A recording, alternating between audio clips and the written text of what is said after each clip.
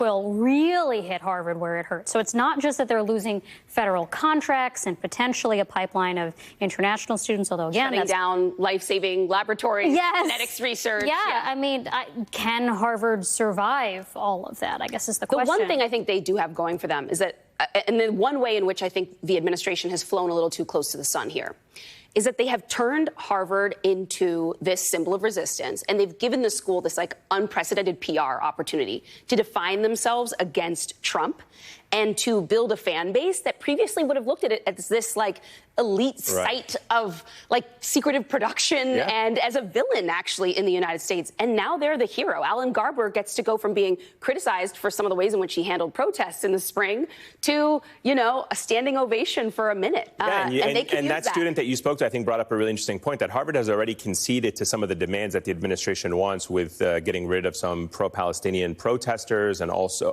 professors, but also cracking down on the protesters.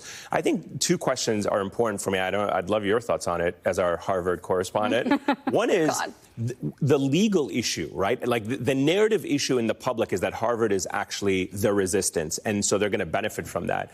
But really, what is the legal question that Harvard is going to fight against when they say that, hey, this administration or any administration does not have the power to actually say you are allowed to receive these grants or you're allowed to receive these students? And I think sometimes we get kind of sidetracked. I think it's not as easy or clear-cut as Harvard makes it out to be. Like right now they're saying we're the resistance. But I think from a legal point of view, they may end up finding themselves in a difficult situation saying, hey, if you're taking money from the government, you have to meet our criteria for why you get that funding. Yeah, I think where the administration has messed up, though, is Linda McMahon, the Secretary of Education, has, for example, made comments basically saying that schools like Harvard need to be in sync with us and support the administration's goals, which if I were one of their lawyers, I would be going like, ding, ding, ding, into all my filings, First Amendment violation. It is schools in the United States are not supposed to just go with the program of whoever happens to be in power in the moment. And so it's fundamentally a First Amendment freedom of speech, academic freedom issue. And if you're just thinking about like how to legally understand what's at stake here.